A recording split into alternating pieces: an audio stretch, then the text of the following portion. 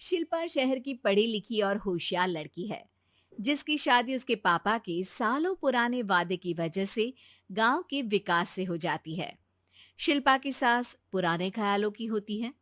अरे शहर की हो, इसका मतलब ये नहीं कि जो मन आए करोगी। घर के कुछ नियम है जो तुम्हें भी मानने पड़ेंगे। हाँ।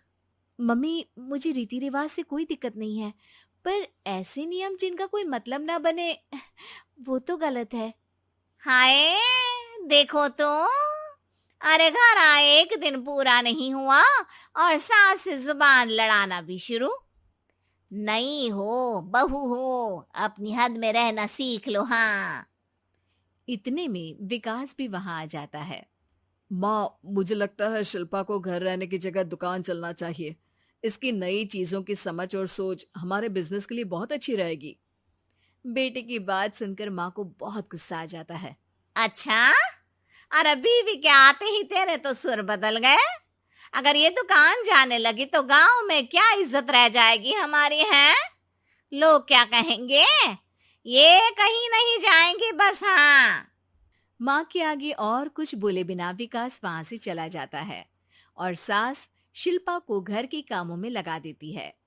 उसी रात विकास और शिल्पा साथ बैठकर बातें कर रहे होते हैं।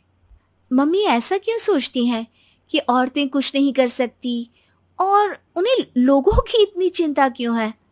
पापा की डेथ के बाद माँ ने दुकान संभालने की कोशिश की थी, पर लोगों ने उल्टी सीधी बातें सुनाकर उनका आत्मविश्वास इतना गिरा दिया कि वो कुछ कर ही नहीं पाई और सोचने लगी कि शायद औरतें ये सब कर ही नहीं सकती।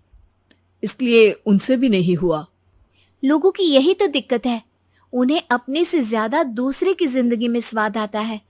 वैसे लोग जिनसे डरते हैं ना, उन्हें ही तोड़ने की कोशिश करते हैं। आप फिक्र मत करो, मम्मी की सोच बदलने का तरीका है मेरे पास। और अगले ही दिन से शिल्पा अपनी सास की सोच बदलने और लोग क्या कहेंगे के डर को खत्म करने की जद्दोजहद में जुट जाती है।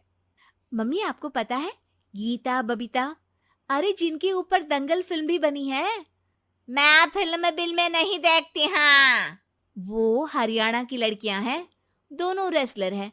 उन्होंने जब ये शुरू किया था ना, तो लोगों ने बहुत बातें बनाई, बुरा भला बोला, मजाक भी बनाया, लेकिन उन्होंने ना किसी की सुनी, ना अपने ऊपर से विश्वास खोया और ना ही हार मानी।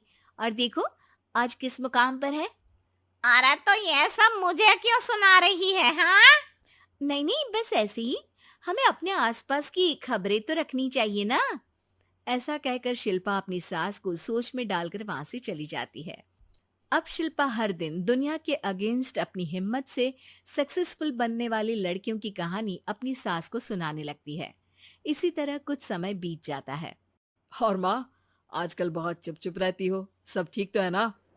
बस कुछ सोचती रहती हैं, इसीलिए ज्यादा बोल नहीं पाती। ऐसा क्यों हुआ माँ? कोई दिक्कत है क्या? अरे तेरी पत्नी ही दिक्कत है। है? मैंने क्या किया? अरे रोज मुझे कुछ समझाने के मकसद से एक नई कहानी सुनाती है, पर खुद नहीं जानती कि मुझे सब पहले से पता है। हाँ।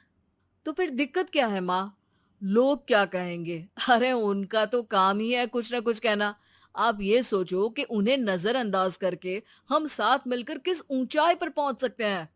बेटे और बहू की बातों से सोच में पड़ी माँ वहां से चली जाती है।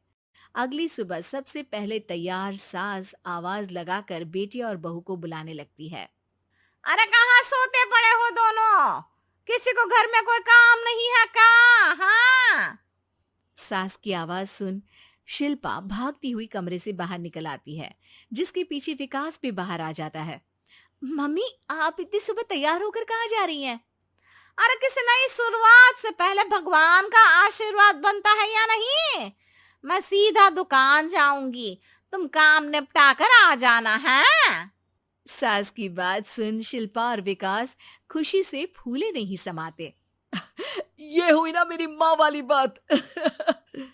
पूरा परिवार मिलकर दुकान पर काम करने लगता है, जिसमें विकास और उसकी माँ दुकान संभालते हैं, तो शिल्पा काम को ऑनलाइन डाल शहर और इंटरनेट का काम संभालने लगती है, जिसे देख गांव में लोगों के बीच गॉसिप शुरू होते देर नहीं लगती।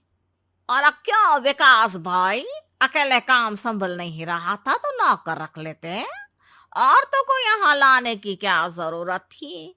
इन्हें घर में जो काम बोलो वो तो सही से करती नहीं, यहाँ आकर तो तुम्हें डुबा ही देंगी। अरे भाई साहब, अगर आपके घर की औरतें सही से काम नहीं करती ना, तो हमें उससे कोई लेना देना नहीं।